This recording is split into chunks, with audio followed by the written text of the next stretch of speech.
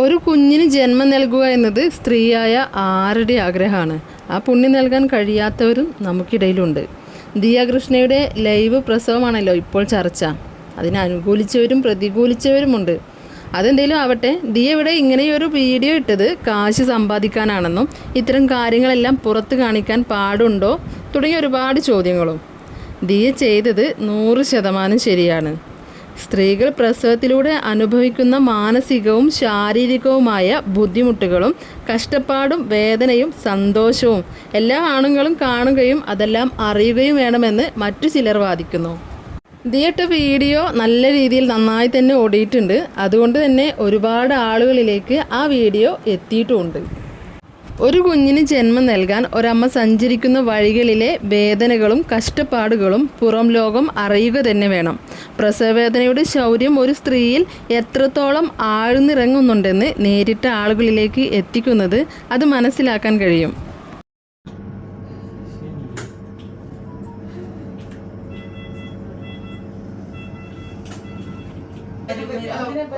അങ്ങനെ വരാം. കുഞ്ഞ് താഴോട്ട് വരുന്നതനുസരിച്ച് കുഞ്ഞിന്റെ തല ഓരോ പ്രാവശ്യം തട്ടുന്നത് പെയിൻ വരുവാണ്.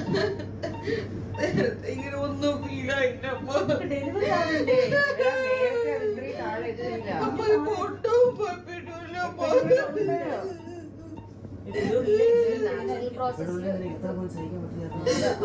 അങ്ങനെ ആലോചിക്കുന്നുള്ളതുകൊണ്ട് ശ്വാസം എടുക്കാനുള്ള സമയം കിട്ടുന്നുണ്ട്. അതിൽ കൂടി നമ്മൾ ഡെലിവറി ടൈം എക്സ്റ്റെൻഡ് ആയി പോകും.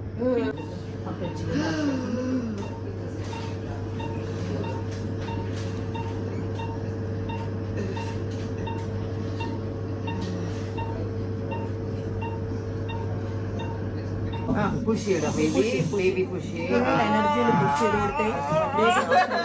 ഒന്നുമില്ലടാ, പുഷ് ചെയ്യണം, പുഷ് ചെയ്യണം. ഒന്നുമില്ലടാ മക്കളെ, പുഷ് ചെയ്യണം.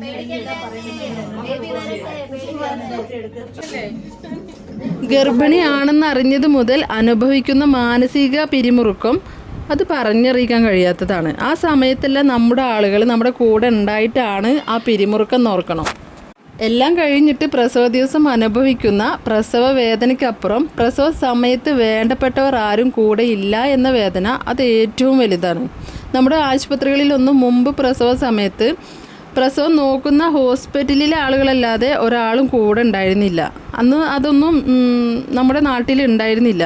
വിദേശ രാജ്യങ്ങളിലെല്ലാം ഭർത്താവിന് കൂടെ നിൽക്കാമെന്നൊക്കെ കേൾക്കുമ്പോൾ ഏതൊരു പെണ്ണും അത് നമ്മുടെ നാട്ടിലും വന്നെങ്കിലെന്ന് ആത്മാർത്ഥമായിട്ട് ആഗ്രഹിച്ചിരുന്നു. ഇപ്പോൾ ചില ആശുപത്രികൾ അത്തരം കാര്യങ്ങൾ അനുവദിക്കുന്നത് വളരെ ഉപകാരമാണ്. ഈ വീഡിയോയിൽ ദിയ കരയുന്നതെല്ലാം കൂടെയുള്ളവരുടെ കൂടെയാണ്. മുമ്പതെല്ലാം നമ്മൾ അറിയാത്ത ചിലരുടെ മുന്നിൽ വെച്ചായിരുന്നു. എത്ര വേദന ഉണ്ടായാലും നന്നായൊന്ന് കരയാൻ പോലും കഴിയാതെ ഉണ്ടാകുന്ന അവസ്ഥ ഇപ്പോൾ വേദനയോടെ തന്നെയാണ് അത് ഓർക്കാൻ കഴിയൂ. ഇവിടെ ദിയയുടെ ഭാഗ്യം നോക്കൂ, കൂടെ വേണ്ടപ്പെട്ടവരെല്ലാം ഉണ്ട്. വേദന കൂടുമ്പോഴും സഹിക്കാൻ കഴിയുന്നതിനപ്പുറമാകുമ്പോഴും ഒന്ന് തലോടാനും സമാധാനിപ്പിക്കാനും ഒരുപാട് പേർ. ആ ഒരു ഭാഗ്യം എന്തായാലും ദിയക്കുണ്ടായി.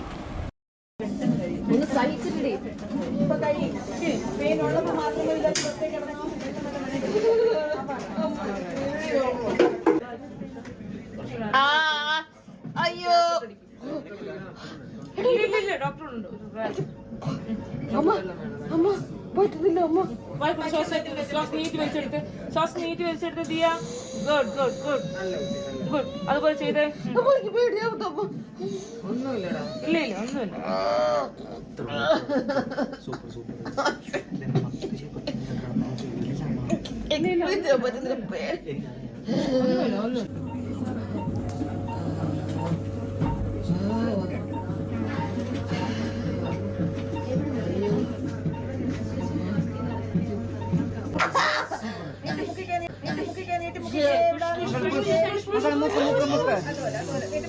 ഒരു കുട്ടിയുടെ ജനനം ലാബ് റൂമിൽ നടക്കുമ്പോൾ ആ ജന്മം നൽകുന്ന അമ്മ ഏതൊക്കെ പ്രതിസന്ധികൾ തരണം ചെയ്യുന്നുണ്ടെന്ന് സത്യം പറഞ്ഞാൽ പല പുരുഷന്മാർക്കും അറിയില്ല.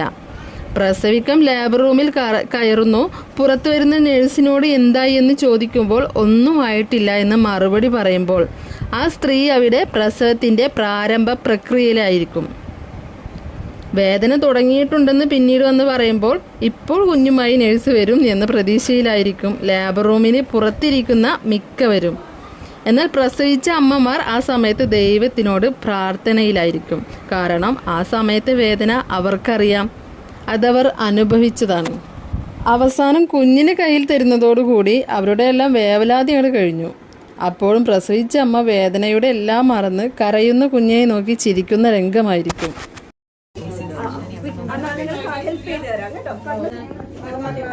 എനിക്ക് അങ്ങോട്ടൊരു എനിക്ക് പുഷ് ചെയ്യാൻ പറ്റുന്നില്ല ഡോക്ടർ. അവിടെ കൺട്രോൾ ഇല്ലാത്ത പോലെ മകൾ push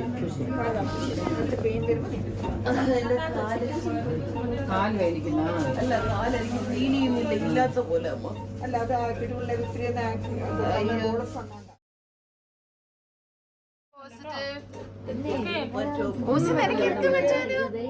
Just stay happy and positive. Be very strong.